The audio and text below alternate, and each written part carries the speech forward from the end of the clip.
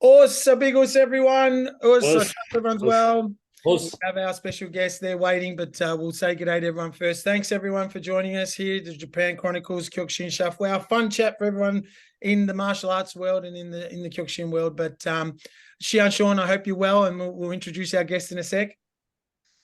Yeah, mate, I'd like to say I'm well, but this horrible, muggy, traditionally just gone wrong summer in Japan is in my face. And well, as you can see, it's in Sensei Nick's face because he's had a nice trim since the last time I saw some of his endeavors. But we're not only survivors of Japan, I think we're survivors of the weather here, and it's not something you get used to. You just learn to tolerate it. Well, Right. everyone, as you can see, our special guest here, Sensei Nicholas Pettas. Sensei, thank you so much for your time. We hope you're well. How are you going? Good. Hi, everyone. Yeah, yeah. I'm doing really good, actually. I mean, I literally just shaved for this show. Yeah. I was like, it's got to come off. I was at the beach house. I was hanging out, and I was just going, no. I started using shampoo in my head and my beard, too. The beard is I don't have that problem, mate. Yeah, I know. I saw your talk with Shihan Filho, and that beard was, mate, that had a heart. That thing was going strong. Oh yeah. That was 7 in the making.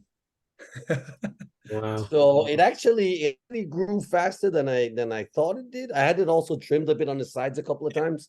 But yeah, with like good 6 months, you can get a full-on beard, man. I didn't know I could do it because I've never done it before. And it's just nuts because anywhere you go, see, now we're talking about that beard again. Everyone starts talking about the beard. I thought you'd had it for maybe a movie or some of the work that you've been doing on TV. No, it was completely random. My wife is like, because I used to have it like this for a long time, like I have it now. Yeah. Just like, a 2 days, whatever, stubble, whatever. Yeah. And she's like, you should try grow your beard. And we're like, really? Like, I've never really done it. And I feel uncomfortable. And she's like, no, give it a shot. And I was like, oh, okay. And I could never get over the initial itchiness. Yeah. And then somehow stuck with it this time, and it started growing. And I was like, wow, this is kind of fun. So I kept with it. Yeah, it was good. Well, hats off to your wife, because there's not many wives out there that go, yeah, grow a beard. Yeah, I'll share the itchiness with me, Well, she's a bit of a wild one. I mean, I think she got it because she was watching Vikings too much, and she's like, "You're a Danish Viking. You could do a beard, right?" And I'm like, "Sure." That's cool. Well, again, we appreciate your time. We try to maximize as much time as we have with someone like yourself who could share so much with us. But again, to share with the listeners, we really appreciate Sensei Nick. He's such a fun, cool, humble guy, and such a stalwart in Kyokushin world. You've been busy. You've been real busy. Where would you like to start? We'd love to hear how things are going and what's keeping you so busy. I mean, it's been awesome to watch from afar. Cool.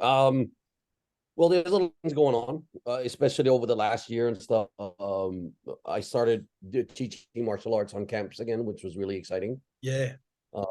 It started exactly a year ago when we went to Bulgaria for the first time. And I just got back from Bulgaria like a couple of days ago. Yeah. And it's just awesome. Like this year, they reported 1,364 some students from 40 countries. It's friggin' nuts. I kid you not. And there was, I was teaching boxing portion of it this time. Yeah. And, I don't know. When you stand alongside with someone like Ernesto and Semi Schilt and Albert Kraus and Andy Sauer, it's like, okay, well, how do we split these 300 kids up, right? What do we do? So I ended up just saying, okay, give me all the ladies and the juniors because I don't work with those guys. Right. And because the girls get like mixed in with all the big boys, and it's really messy, right? Sure. Anyway, we ended up splitting it up really well this time, and I got to work with the juniors and most of the ladies for quite most of the camp. And there's something about teaching juniors. For one thing, it's really nostalgic for me. Yeah. Because I started a 14-year-old kid, right? Right. So I remember the entry from the junior class, and we were all buddies. And so there was a bunch of these Bulgarian kids there all hanging out and all teasing each other, but having fun at the same time, but learning how to kickbox also, proper kickboxing. And I was just like, oh, this is insane because it's like I get just a tiny little bit, like part of their journey. Yeah. So yeah, I really, really love that. Then we went to Canada last year with Etienne, my good friend from here. He's been in Japan also for almost 30 years. Yeah, right. And so we went up to Canada, and we had the pleasure of, just like COVID was kind of ending. Yeah. And we got Kyokushin practice from 5 different factions of Kyokushin, and they all came together, 20 people on a 2-day camp in Montreal, and it's absolutely amazing. It was probably one of the camps that I've ever done. I wrote to you after that. You put that clip up, and I said, yeah, I'm sharing it. And you taught me so much just in those clips. And one of the key ones, Sean, I'm not sure if you watched one of it, but someone put a great clip of it. I suggest everyone watch it. I put it up on my socials. Sensei, you showed the Nore, the opening of the class and the closing of the class, and where we do the mokso, and when everyone says mokso, and then everyone says us straight after the mokso, and you went, no. Can you walk us through a bit of that while you've got a bit of time off the top of my head? Because I was like, what? I've been saying that for 20 years. We've been saying that. And you're like, no, what's everyone doing that for? And you were humble enough to not crack it, but you were kind of in that, what are you doing? Well, it's a fun clip. It's up on the YouTube channel, the Tokyo somewhere. I think it's called the last Uchideshi of Soul Slice Camp. So you can look for that if you want to see the whole thing. It's a pretty good video, actually. We only brought my camera, and my wife filmed everything. So Angela, she's a champ for that one. Awesome. And then I got together and then kind of edited it, but it really well. But the thing with the mokso, like when you open and close a class, you're not supposed to say os when someone tells you to close your eyes. And you're also not supposed to say os when they tell you to open your eyes back up again. So you'll do depending on where you are, right? Say you are in an actual physical dojo that has a shinden, right? You'll bow to the shinden, right, to show respect for the dojo that you're in. Then you'll bow to your sensei, right? And then you'll close your eyes, and then you'll open your eyes, and then the real sensei will then turn around, and then you'll bow one more time. So you're showing respect for everybody in that order. But it's like there's a pattern to it that's really, really beautiful, because you have that moment of silence, and because you have that. And it's really just a small, it could be 15 seconds. It depends on the teacher, right? It could be like a minute, but there's a small meditation part that kind of sets you in the mindset of now you're doing something. You're in what they call the do, the part of what karate do is. So you're part of the michi, or the way of the karate, right? And so you center yourself, and then you do your class, and then you recenter yourself to kind of, now you've really dedicated yourself to these hours, 1 or 2 hours, whatever it is, and then it's finished. But it starts and ends in the same way. And it's really important that the senseis that are running the classes, that they're able to like convey that, like, message of what it is. Yeah, I've often tried to explain it when I've been back in New Zealand and that as well, that it's a chance to, like you just said, be in the moment, be in the now. Sort of what I used to say over there is, it's meditation is such a sort of like abstract word. It's a chance for you to empty all your thoughts of what you brought into the dojo and just focus on the here and now. So I think it's really important what you've just said, that people get why we're doing it. It's not just do it because everyone does it. Understand the meaning behind it. And like you say, it's a beautiful thing if you understand it properly. Yeah. Another thing is like and there's a fine balance to where do you say os and where do you not say os. And that's just like one of those, like, there's a standard for that one, that there shouldn't be an os before or after the mokso. But and this is a funny thing, right? Because we were uchideshis. We thought we were literally you're only allowed to say os. You couldn't say anything else but os. So you have questions with those, like you can ask questions with those. If you don't understand something, you go os. or if you're like agreeing with someone, you like throw a whole bunch of os in that, and someone will be os, right? And so it kind of works out funny enough, right? But there's no in the os. So you'll see some eager students or sometimes overdoing the os, but I don't think that, apart from the one around the mokso, that too much oshing is not really a problem in karate. True. Yeah. So I could see the smile on your face getting back on the teaching path and your knowledge and expertise and now putting it out there.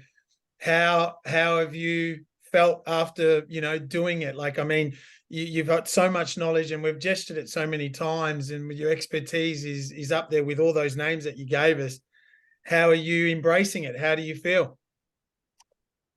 Oh, I feel really good. I feel somehow like I'm like proper reconnecting with who I really am.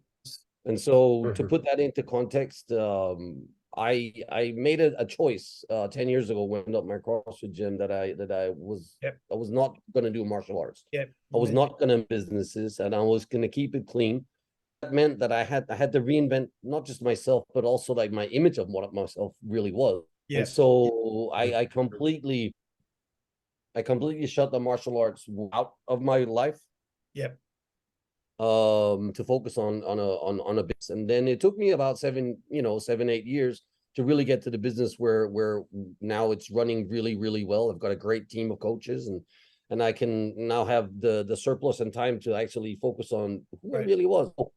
I don't know if we spoke about this last time, but I remember, we had to shut the gym down during COVID, and then I'm stuck at the house doing videos and of cooking food, for example, and then I'm doing online classes and all this stuff. But I'm also thinking about, what the fuck am I? Like, who am I?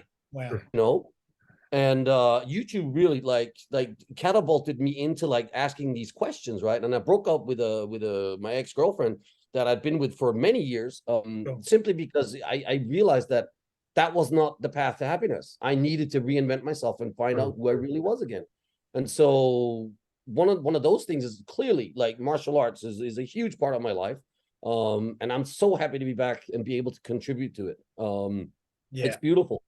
And you know what? I was a little bit nervous and apprehensive last year until I put on my dogi again, and I was just like, look at his like riding a bike. Everything is there.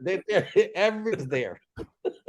It's literally like jumping up on a bicycle or just like walking home after you've been on a long travel. It is. Everything is there. It shows. And again, we've known each other on this vertical, on this platform as such, but you and Sean have trained and on that level, but it shows, and it's so inspiring. It's so motivating. And I'm sure you hear it time and time again in many ways, but it sincerely is. I communicate with you often because you inspire me a lot, because the journey that you've given us, and then via your book and via the things that you were doing over COVID, was another way to engage with you in some way. Yeah, I love it, man. I'm so also, in light of the book, I'm having the book that I have a couple of copies of it right there. I'm having it edited, actually. Okay. Because I realized when I did the audio version of it on YouTube, it's actually written the way I think. Yes. So it speaks my language very clearly. Yes. And my language is quite interesting. It's not native, but it's good enough. So my sentences sound really long, but if you have someone who actually knows how to write properly, have a look at it, they'll be like, oh, yeah, we need to fix this. So just for easier reading. And also in light, I started writing part 2. Nice. Oh, nice. So I'm actually halfway finished with part 2, and I'm like, it's been the easiest thing to write ever. Like it just comes. It's like time slip in my mind. I go straight back in those feelings. It's crazy. Yeah. So really what's crazy. Part 2? What's part 2 about? Is it the post Uchideshi journey, or is it exactly? It takes up right after, because Sensei passes away and I graduate, and I said, at the end of the book, I say, if you want to know what I'm doing, check me out on social media. But part 2 just takes off exactly right after that. What happened in that time coming after that, and then my journey through the next couple of years through karate, and like fighting in the world tournament, competing in Europe, become European heavyweight champion. And then, Francisco Filho going through his journey where he's like, I want to be a K1 fighter. And I'm just like, I want to tag along on that. And so how I go through all these things. You know, I got to part where in 2002 I broke my leg. Yeah. And so Wow. that was a very challenging time in my life. Yeah. Not just because I had a broken leg, but because everything crashed on me. Like because I was already K1 champion. I could do whatever I want. You know, work on TV was coming in. I was getting magazines, radios, and you know, everything. You know, I was really one of the guys that they were pushing to become like literally like the next Andy Hoog for them, right? And then I wouldn't say I betrayed them. Accidents happened. I broke a leg and I didn't live up to what they wanted me to become. Really, unfortunately. But I thought I could leave Kyokushin because I wasn't happy with Matsui's organization. I didn't like the way he was running it. And so I literally just said, nah, I'm out. You know, I had money. I had I had this no mentorship from anybody to tell me what's really going to happen to you. Sure. And so I break the leg and I leave Kyokushin and I get shut down everywhere, right? So I'm trying to get more gigs and this and that. So I'm really struggling with money and stuff. And I literally run out of money. Nuts. And then I break my leg again. So I mean, if I thought it could get bad, it got worse, right? And I was like, what does one do in these situations, right? Yeah. Really like there's a resiliency and like really like drive to not give up, and somehow they heard me through. And I also think that somehow the hard work that I put in the beginning kind of gave me a connection with the judge. So that was like when I was saved by this one guy who just a huge fan. You know, I was down to selling my motorcycle to get enough money to buy tickets to fly back to Denmark, and this guy says, "Dude, we need you in Japan."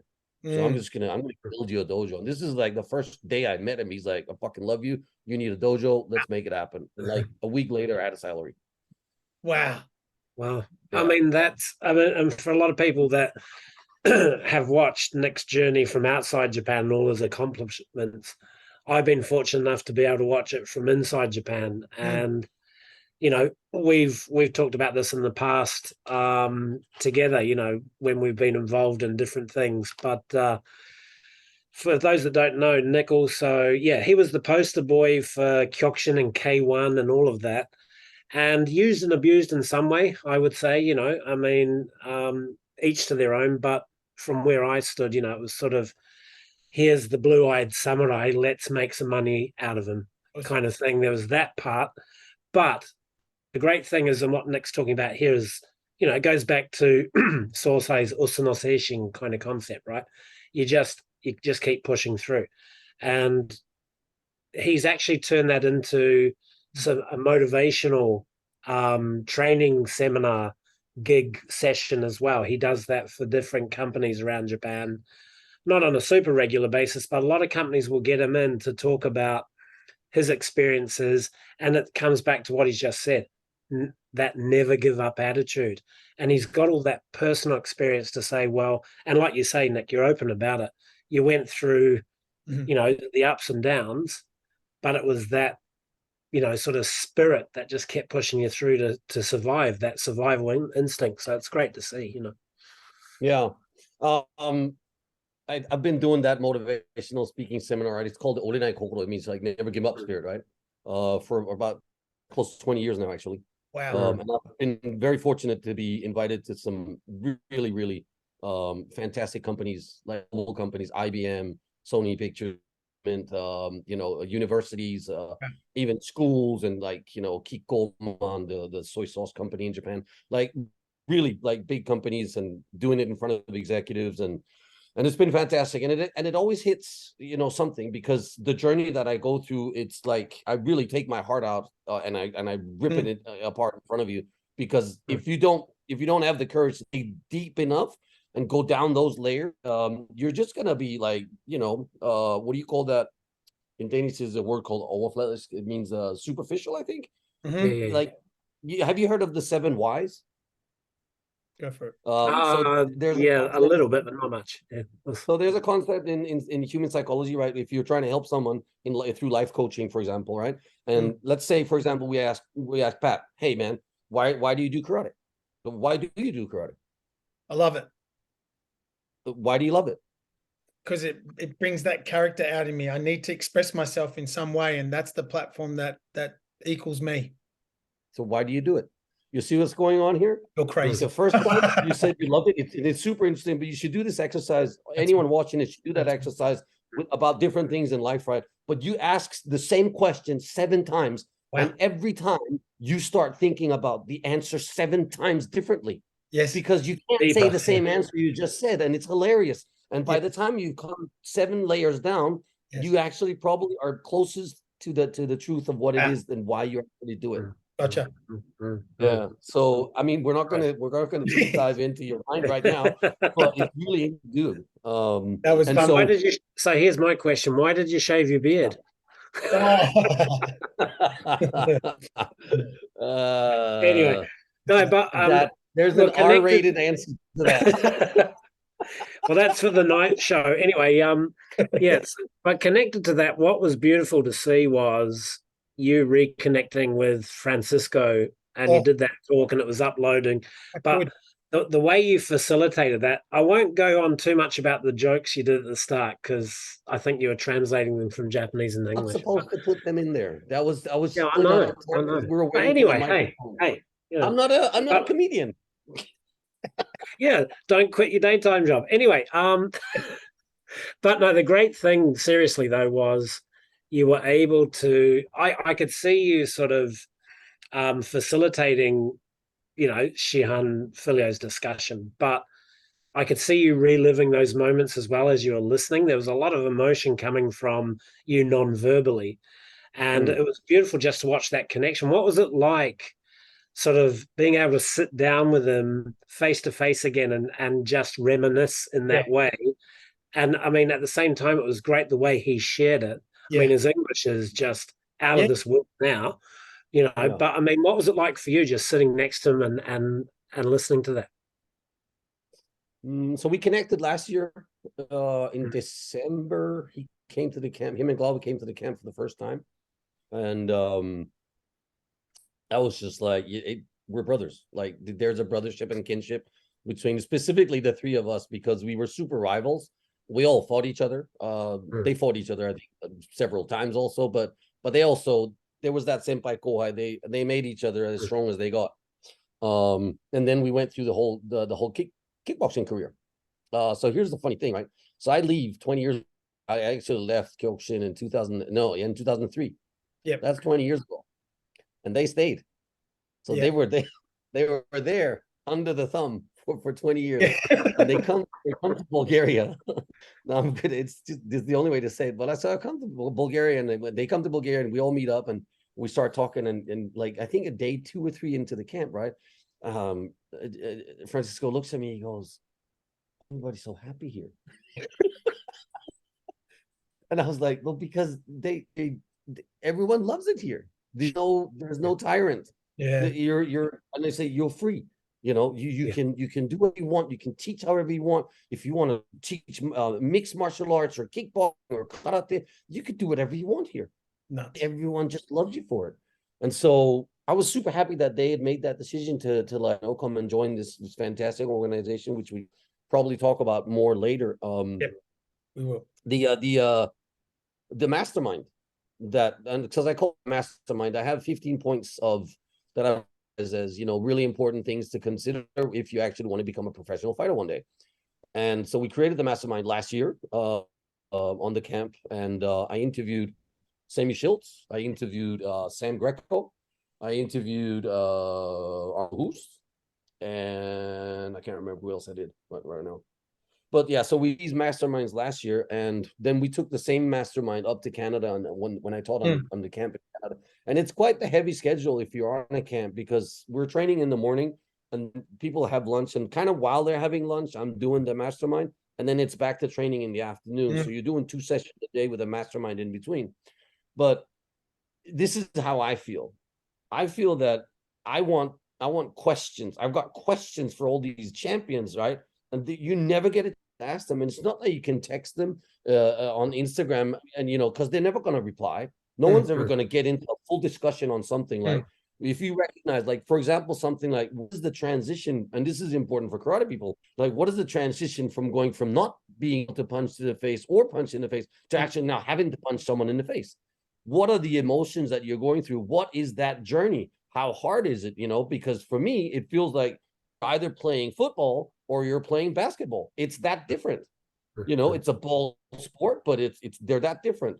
And so I was really excited about this. I'm actually really excited about it now. Because what I did last year in having these sessions, they recognize value for that position. Yeah. And now they're hiring me to actually continue that journey ongoing. So it'll be an ongoing thing moving forward to actually try and educate the next generation of you know, juniors or fighters or whatever, to make them better, to not make the same mistakes that we all made. Yeah. And that's why I really want to open up for Pandora's box and say there's so many things going on. Like I was fucking broke and I had no idea how I was going to survive. I did not have enough money to pay for rent for the next month, and somehow I clawed my way out of that. And these are just the stories we need to rip open. Absolutely. You know, and when I got you on years ago to chat about the book, and then again, you know, for me to have been able to have you and to talk to you in that manner, I was seeing it from that angle as well. Like, shit, what do I ask him? How do I get this across? But you're so good at what you do, and you need to be, you know, recognized for that as well, because as much as the interviews that you did, you're exactly doing what we as listeners and viewers of whatever way, it's thirsty. We're thirsty for knowledge. That's what YouTube and these platforms give us, right? And talking to someone like yourself. So that keep it up, man. Keep it up. It's fucking sweet. Oh no, this is gonna be. Oh, I've got so many plans for this. Don't worry. Yeah, I could imagine. That's great. I mean, it was good to see, like, you know, Narushima was there, Master Shihan was there. You know, they looked a lot more relaxed actually once they're outside of Japan. I mean, but it's nice to see that everyone just comes together for the good of training, learning together. You know, sort of like you said, you call it that journey. The door part of it changes as we go on. But I mean, you know, when you went to Montreal, when you go to Bulgaria, I guess the question would be, since Sensei's passing, what kind of, have you noticed any changes in the way people train, or, you know, standards or whatever it is? What, you know, after coming back into it with a bit of a gap, but with fresh eyes, what sort of changes have you noticed? Well, people are still making the same mistakes.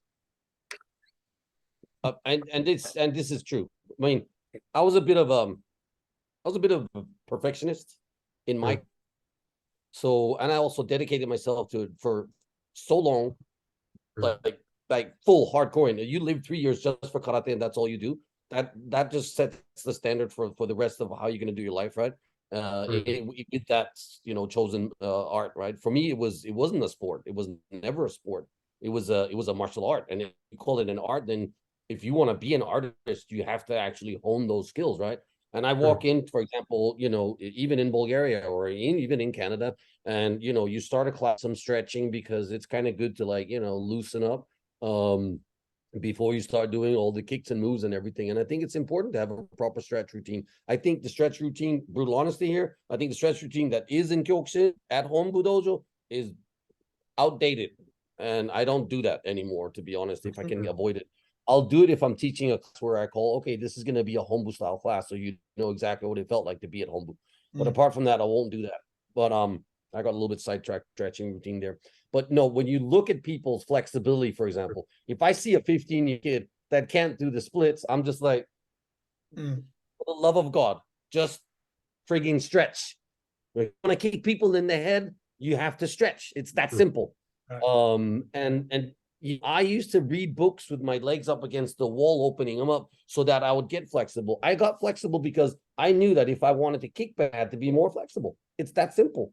And there are things like when I see, right, and it's like, and I would prefer to just address people in the young generation, because if you're already in your 30s, for example, and you've done it for like 5 or 10 years, it's going to be hard for you to like say, okay, I'm going to get much better now, right? If you're in your 15s or teens, right, and you say, I'm going to get much better now, that progress of start point is completely different. And when you're a teenager, you can get that much better. Like it took me, it took me 3 years training in Denmark and another 3 years training in Japan. That's 6 years to knock everyone out in Europe and become heavyweight European champion. Just 6 years. And that's literally from 15 to 22, Yeah. My math is a bit off there, but don't worry. That's good. No, that's good. Yeah, great But point. Great point. Yeah. Everything is important, right? So you gotta, like, break down what is it that you need to be strong, right? People are punching in the chests in karate. They're punching in the stomach. They're kicking on your legs, right? So you got to be able to take that punishment, right? So when we were skinny kids, we couldn't take the punishment because it hurts our bones, and you have to do some kind of conditioning where your body gets used to it. Is that physical strength training with barbells, or is it like push-ups and all this other stuff that you need to do to get strong? But you have to do it. If you're not doing it, you're not going to be able to get, when you start in an open tournament and fight the big boys, they will beat you if you're not strong enough. But you've clearly seen, for example, when you saw Miyake versus Shinoe, like in the All Japan tournament, there's a 70-kilo guy, even Midori Kenji, 70-kilo guy that becomes a world champion. It's mind-blowing. But they also did a lot of training. If you're not doing that in your teens, well, you're just not doing it right. Yeah. So the message is, again, the way Sean just brought it up, like what's the difference? It's still back to basics, but reinforcing how you were reinforced it. And that's how I feel as well, the way I was taught with Shihan Billy and Hunchi Eddie Emin, and the way they reinforce it, they fucking drill it into you. And now, we cannot sidetrack from the fucking thing that works. That's what makes it work. That's it. I think another thing there that Nick said, which is really good, is that, you can give them the taste of the old Hombu style training for nostalgia purposes. But we're so, I guess, blessed with an ocean of new knowledge, sports science advancements, that if you can couple it with, training smart, but also being able to explain why you need to be conditioned, why you need to be flexible, and giving them the tools to make that happen. And at the end of the day, it comes down to that person's pure grit and determination. But I think we're able to explain it a lot better now because we've got so much information and so many easier ways of explaining it. Whereas, way back in the day, it was just train hard, get strong, eat, train, punch hard, hit hard, kick hard, But now it's like, well, approach your training this way, but you can't give up. That philosophical side of it still backs everything up. But I think we can train a lot smarter now too. I laugh because when you said to Shihan Filho and he ate and ate and ate, put the kilos on, and you're looking at it going, the ice cream, the bananas, the hamburger. That was funny. No nutritionist back then, just man. But the same happened with Nick though, with Sorsai, right? Every year or at regular intervals, Sorsai would ask him, how much do you weigh now? And he'd say, oh, I'm 80 Ks or 90 Ks. And then he goes, eat more. And then he got to, over 100, he goes, stop eating, whatever you just didn't know, right? So. Well, I was skinny when I got to 70 kilos. So, and he could tell that I wasn't fitting the body that would be most optimal. Think about it. If you're fighting an open weight, you want to be as big and strong as fast as possible and also fit, right? So the heavier you are, the stronger you are, the fitter you are. And if you can, there's a somewhere balance where that it'll come out. And if you go over that, you're going to be too heavy. If you're a little bit lighter, you could have gotten stronger. So I only got over 100 kilos that time because I broke my leg in the All Japan. And then I went from 96 to 102. And then Sosai looked at me, he just said, no, but now you're too big, right? And I was like, oh shit, okay, right. But then you start training again, right? The leg repairs itself and you start training. And naturally in karate, I was like 95, 96 kilos.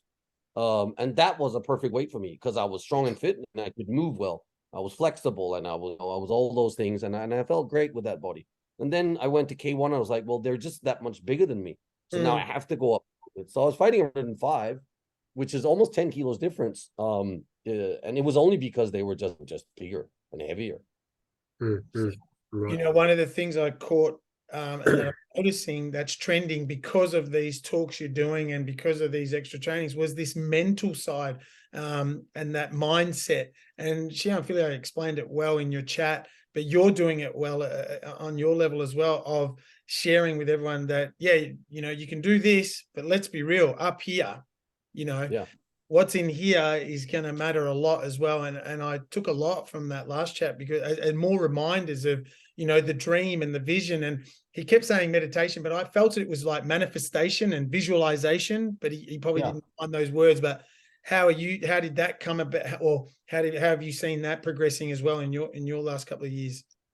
Well, for me, it's always been part of was always part of the regime. I recognize that very early on. And I think a lot of people, they don't see the value of it because they don't give them the time to actually try it, right? Yeah. My whole team that I used to train with, it would be part of the end of the training. I'd put on the self meditation music, and then we would just meditate for the last 20 minutes of the class, 15-20 minutes every time, right after we spar, because you have to suck it in. You have to remember what you did to take value of it, and then like really, visualize you moving better, visualize you fixing the mistakes that you make, these things, right?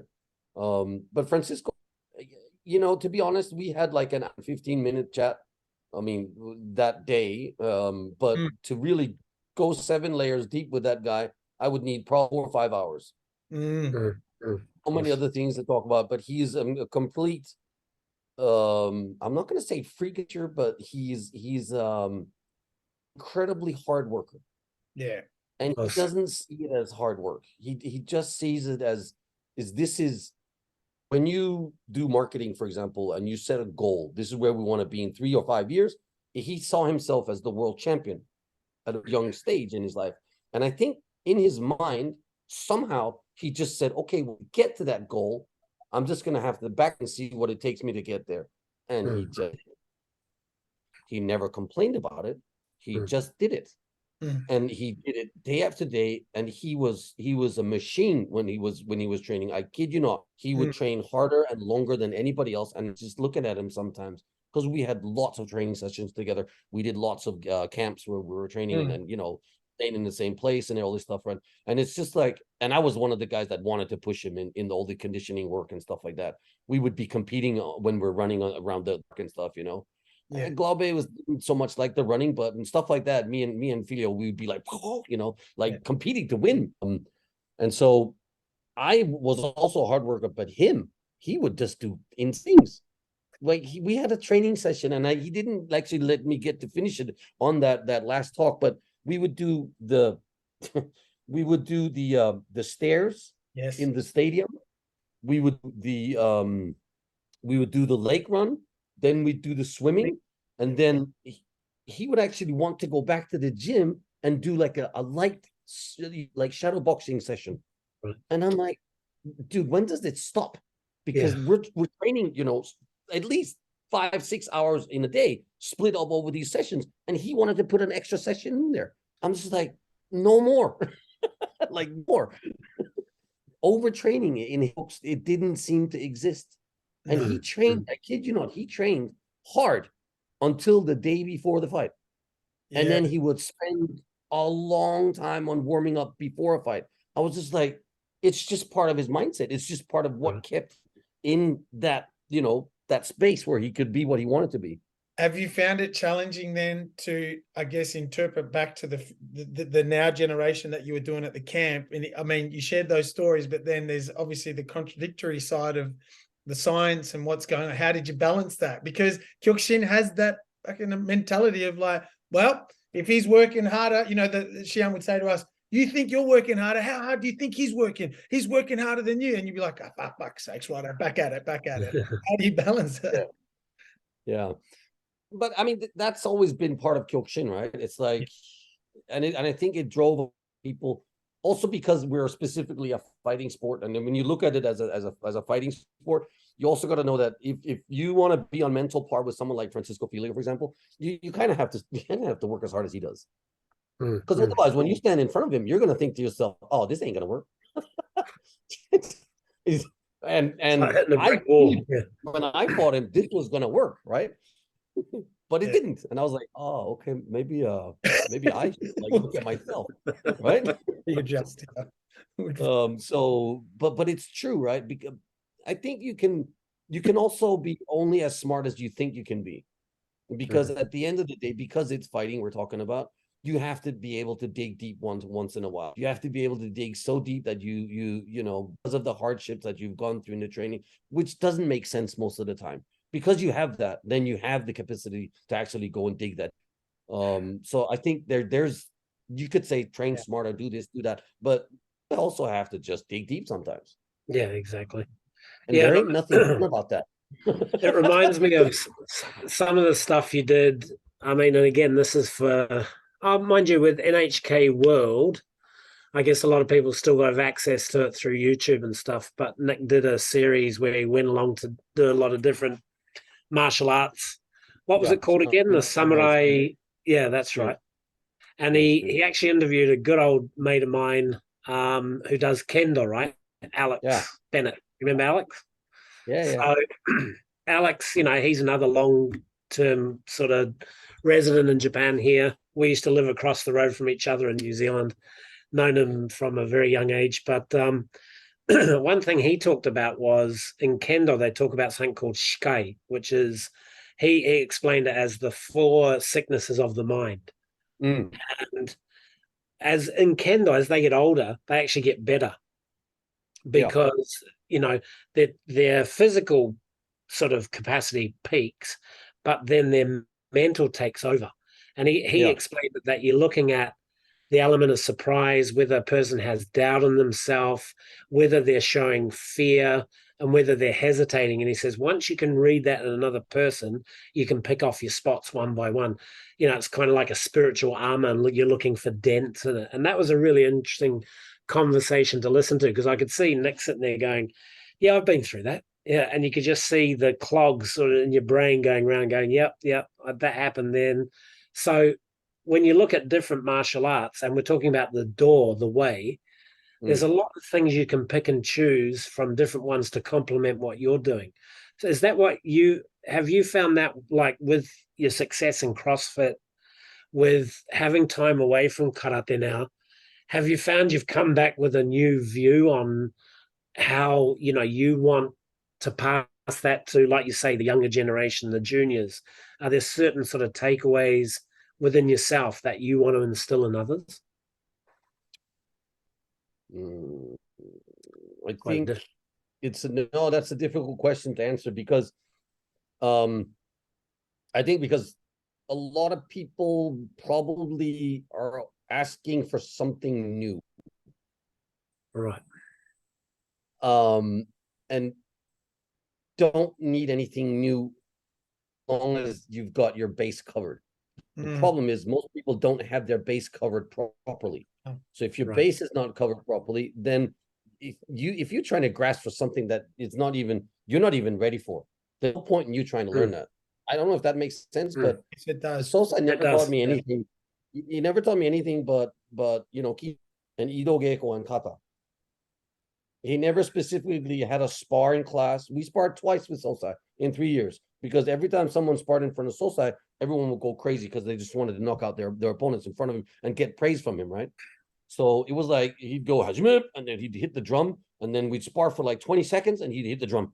And then everyone, like, you knew, you didn't know how long you had to spar, right? It was like, but just going absolutely bonkers. And I was just like, oh, this is so he didn't do anything for that. But what he did do was, and this is where I wanted to take it back and say, I'm not trying to say, do I have a different perspective of it? No, I have the right perspective of it and the understanding of it, because I know what the basics is. So when you go back to this, he teaches everybody in karate, you learn all your basic techniques. You learn how to kick and punch and block and move. You learn how to do the kata. Here's the difference. Who are you actually training and sparring with? If you're looking at it to become a better fighter, this is what you need to do. As long as you have your basics down, and that's not just the foundation for moving, but it gives you also foundation for your mindset, because you've gone through hard stuff during classes, like, you know, 100. Who likes to do that? Nobody. But you, because you know somehow they're building, you know, the foundation of your spirit while doing those, right? Yes. So when you've gone through all this stuff, right, then if you actually want to become a fighter, and now I'm going to talk about it as what it is a sport. You have 5 judges, you know, 4 corner judges, 1 referee. Once you had a set of rules inside a mat or on a mat, then it becomes a sport. So if you want to become better at that sport, you better be in that sport with someone who's either better than you or can teach you and push you in some way. This is where it comes down to. So the foundation of karate is the same. That's why even in Canada, when I went and taught, I did two things. I did a hombu class, like as it was, and I told everyone, you're going to do a hombu class, and I'll teach most of it in Japanese, and you won't understand a word I was saying, but you'll have to look at me and understand, because that's what it was. Yes. And it worked really well. And then I did a lot of fighting training, and some of the feedback was interesting. Some of them, well, we're not all fighters. Can we do more of this? And some of them were like, well, we want more fighting stuff, right? Yeah. So you can't cater to everybody, and there's no way you can cut everyone over the same edge, right? The reason I got strong in karate was because I was at a very strong team at hombu, and I was also very eager to get strong to please Sosai. And I got to kickboxing, and I didn't have a coach. I traveled for inspiration and learned from as many coaches and trainers and sparring sessions that I could from all over the world, basically. And then I built my own team, and that kept me strong. So yeah, if you have the proper foundation, you just got to work with the right people. That's a sweet answer. Just absolute gold. Yeah. Yeah. So, I mean, I know we're running out of time here, but we know you're busy as well. It's only minutes. We just, but I mean, we're definitely going to get back on a few times anyway. But the thing is that I think one really important question is, what's next in your journey? I mean, you've got so many things going on, and it's a really interesting, not just your karate life, but your life in Japan in general. You know, you've put 100% into everything you've done. You don't do anything half, in halves. You either go in full or you don't go in at all. You've got some successful YouTube channels, Junk Food Japan. If no one has subscribed to this now, of course, subscribe to us. But if you're coming to Japan and you want a really insightful look at the beautiful range of different delicacies here, Nick's Junk Food Japan channel is the way to go. His Tokyo show stuff where he interviews different people as well. That's one part of your life that you put a lot of energy into. But what are some things coming up in the near future? Well, I'm definitely looking forward to be working with KW, the Kyokushin World Union. They got 4 camps a year. I'll be doing the hosting for the events over there, continuing to coaching, and then also working on the media side of helping that. And this is what the mastermind is for. It's stuff like that, which I really enjoy doing. And I also want to have a goal where I want to actually start to be able to help fighters manage their accounts on social media. Because if you actually do want to become a professional fighter, you should look at kind of like as a business. How can you make the best money out of it? How can you become the best fighter as is, but also monetize that so that you actually make enough money? Because there's not enough money in fighting sports, not even the UFC. You'll see YouTubers that are doing boxing matches and stuff, and they make more money than real fighters. Yeah. And so this is what the world's come to, right? So if you have presence on social media and you understand what the message is and who it is that you want and who it is that you want to be, I think you could probably reap the benefits of that in the long term. And I think I want to be able to help with that leading forward, because it's just something that I feel like I've got a lot of experience in. The Junk Food channel, we just hit 46,000 subscribers, and we started less than 18 months ago. We started in February last year, so that's amazing. Wow. We just had PewDiePie, Felix on the show, running with Spartan Race with us, which is absolutely crazy. He moved to Japan a year ago. If you don't know who he is, he only has 111 million followers. And he will be on the show. Yeah. That's awesome. So it's amazing. It's also because of through Junk Food Japan, I've been able to do something that I think is inspiring because of a couple of reasons, but mainly because it's a reason where I have chosen to do something which is potentially so far away anything I stand for, but it gives me an opportunity to explore, investigate, and also really challenge myself. Because I said to myself about 2 years ago, actually during COVID, I was like, you know what? I like YouTube. I like watching some people on YouTube and following them. This is better than TV shows that are boring or variety shows on Japanese TV. And I don't watch Japanese TV. I watch, Netflix and I watch YouTube. because there are certain people that I like to follow on YouTube, for example. And it's a great platform to get information about things and get interested in other people that are doing things maybe you don't do yourself. But Yeah. so for me, it was the food experience, and now it's come to a point where it's big enough that I don't have to just do only food every time. We integrated the Spartan race this time, and the response has been absolutely fantastic. We're got a lot of plans of doing more traveling with it. But my ultimate goal for that really to actually make money and travel and do explore, you know, the rest of the world like this. And if I just keep pushing on it, I will get there. I will absolutely get there. That's awesome. Well, let's be. It's 2:05 due to my technology issues. We had to go a bit earlier, but Yeah. Shihan, Sean, a final couple of things for Sensei Nick. That was a great summary of what's ahead for you. But, from my end, always an honor to talk to you. Always an honor to get a message back from you. Sincerely, you know, really glad that you jumped on. It inspired me a lot. It always does. Keep up the great work, man. We just love it. That's awesome. Thank you. Yeah, same here. I mean, I guess Pat and I sort of molded this idea on the base that we don't want to be political. We don't want to badmouth, this faction, that faction. All we really want to do is provide an opportunity for people to understand what's going on in Japan from a very objective, neutral view.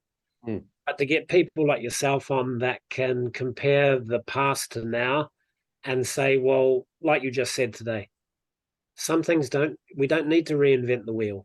We just need to really hone in on what the basics are and build it for any part of life. Really, the one thing I took away today, Nick, I'll say, is that when you talk about a strong foundation, I think that equates to any part of your life. Yeah. And it doesn't come overnight. You've got to go through those hardships. And if you come out the other side with that strong spirit, you're going to come out better. And I mean, you're proof of that anyway. So naturally, sometime in the future when some more new exciting things have happened in your life, we'll definitely do a follow-up. But, well, in ending, I'll say there's a lot of good food in Australia and New Zealand as well. So we might have to combine a junk food international with a Kyokushin training camp, get you through those two beautiful countries sometime soon. There we go. I've put it out there. Absolutely. Actually, because now the iPhone is so good that you could basically film anything on an iPhone. Like a Junk Food Japan quality video. If I know what I'm doing, if I know what I'm filming, I can do it on iPhone. And we tested this in Sofia in Bulgaria this time. I even took my drone over there, but we actually literally ran out of the battery on my little camera thing. And I was just like, okay, honey, we're on the iPhone now. And we filmed, it's being edited as we talk now, but it'll come out. We filmed an episode in Sofia, which is, I feel it's got great potential. I just thought it was a great, funny little story to be able to go out there, spend a couple of hours walking around in Bulgaria and just like finding restaurants and just, enjoy what the journey is out there. And I love it. And it's really fun. And the community involved with it is also awesome. And so, travel, food, karate, they're all mixed together. Thanks so much, Sensei Nicholas. Really appreciate it. And to everyone out there, jump on, support his channels and so forth. Honor talking to you. Thank you so much for all your nuggets and experience, and so much fun to talk to you about what's happening. A big us to everyone. Us. All right.